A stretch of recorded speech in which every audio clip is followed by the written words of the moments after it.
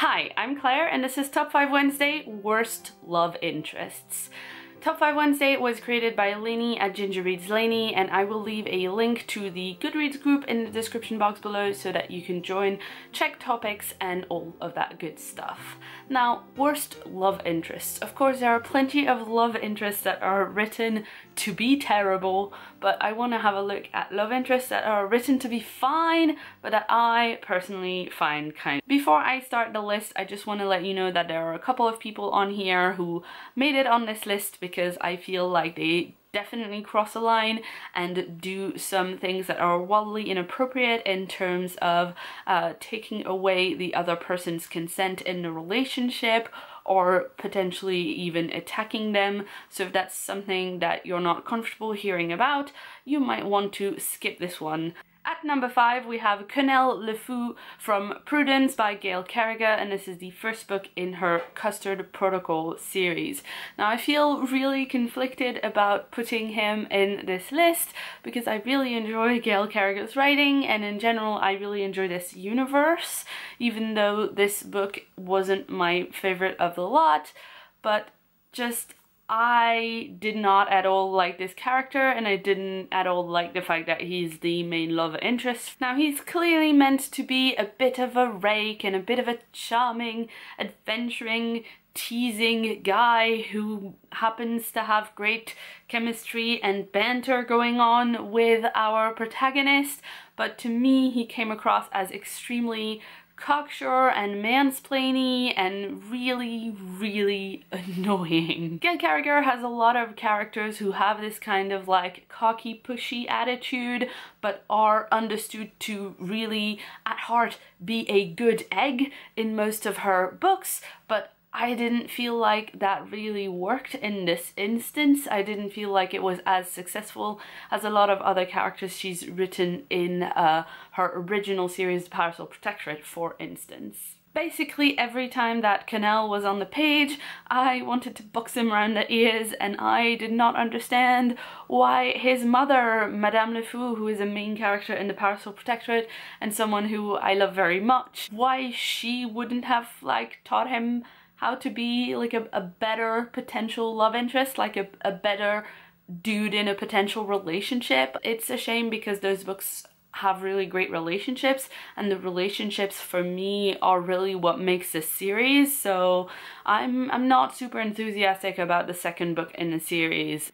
At number 4, we have Tris Marigold from Blood of Elves by Andrzej Sapkowski, and this is the second book in publication order in the Witcher series, the book series, which is different from the video games. At the beginning of the book, you get a passage that's in Tris's own point of view, and she's arriving at the Citadel where she meets all the Witchers, and she meets Sir Geralt of Rivia, the Witcher that the whole series is named after. He's someone that she's known for a long time, and he's kind of introduced as her great love interest, and she really loves him, but she's kind of frustrated in that because he's in love with another sorceress who's not her. And then as her own point of view progresses, she herself tells you about the one time that they had sex, which was basically when he was having an argument with his partner, and, you know, Tris thought it was a really good idea to seduce him with magic. She legit tells you in the book, in her own point of view, in her own words, how she roofied him with magic and then date raped him. And it's so gross. It's so creepy. Like, I read it and then I had to pause and go back and make sure that I had read it right, because I didn't really see like how, you know, for me that just breaks everything in terms of like having a main character that I'm supposed to empathize with. Even if she's not the main character in the series, she's a point of view character, and I'm supposed to like feel bad about the fact that she can't like be with this guy who's clearly so uncomfortable at seeing her that he won't even hug her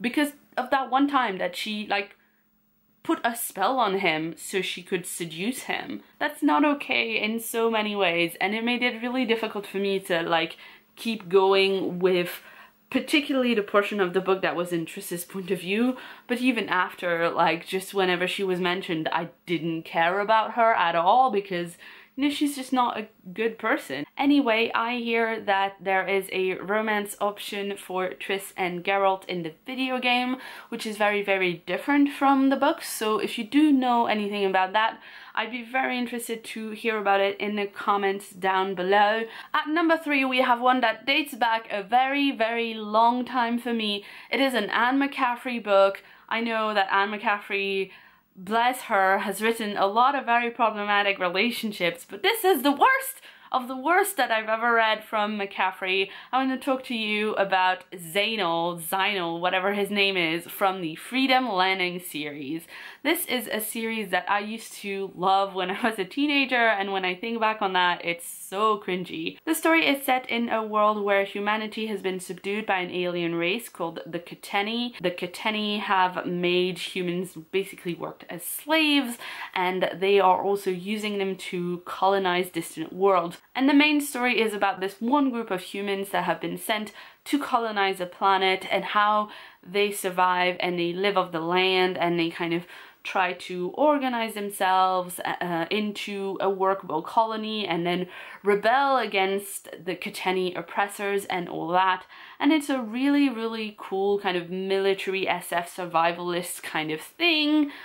However, the main character, Kristen Bjornsson, apart from being a massive, massive Mary Sue, is also someone who, at the very beginning of the book, survives an assault attempt from this Kiteni dude called Zynel. And basically she has to knock him out cold so he won't try a human, because that's a thing he wants to do. So she knocks him out, and he ends up being thrown on the colony with a group of humans, and he like lives with them and acclimates to living with them, and you discover that he really was a good guy all along, but you know, he had also troubles in his life because reasons. And then like later on in that same book, where he threatens to rape the protagonist, he becomes the love interest, and they actually have a relationship that builds over the next 3 books, and they get married and have babies. It's a shame, because it's one of the things that I really enjoyed as a younger science fiction fan, and that now I can't have it anymore because it's just too disgusting. For this week's Top 5 Wednesday, I do not have a second place. I have 2 joint first places because there are 2 characters from the same book series, and they are in fact Edward and Jacob from the Twilight series by Stephanie Meyer. Now, I'm sorry if some of you really love those books or ship those characters with Bella, but I just really hate them both. But when I read these books, and yes, I did read them, all of them, I'm not just complaining about it because it's something that people like to complain about. I read these books when I was about 21, and I couldn't for the life of me understand what Bella liked about Edward, because he just seemed really standoffish and creepy, and apart from being hot, I didn't really see a connection between them, like shared interests or chemistry or interesting conversation. I didn't really get why she was so into him, and then I understood that Jacob liked her, but I had no inkling whatsoever that she might have any reason to like him back until, you know, he says, "Oh, you love me, kiss me now," and then she goes, "Oh yes, I do." Well, I'm sorry, but that doesn't really work. Like, I have to see something going on. And so for me, both of them feel like terrible love interests, because they kind of feel like it's all about them and they don't really care about the person that's in the middle of the relationship. I'm not even gonna go into the fact that both of them do really, really creepy things, and both of them try to take Bella's choices away from her because they want to control who she dates so that it's them.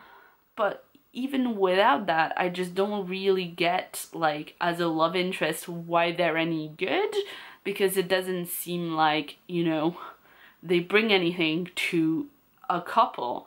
With Jacob and Edward, I don't even understand why, if they weren't creepy, you'd want to go date them, apart from the fact that they're hunky boys. I'm really sorry if this is a favorite book of yours, or your OTP, or your OT3, but I just can't. I just really don't understand.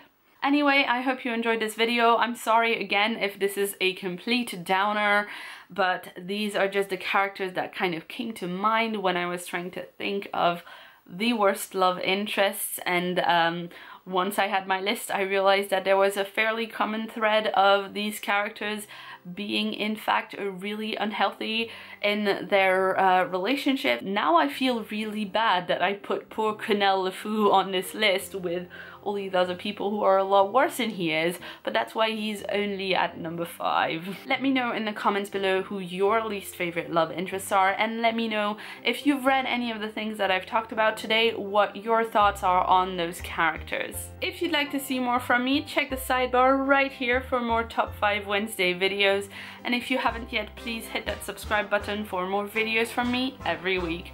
I've been Claire, thanks so much for watching, and see you soon.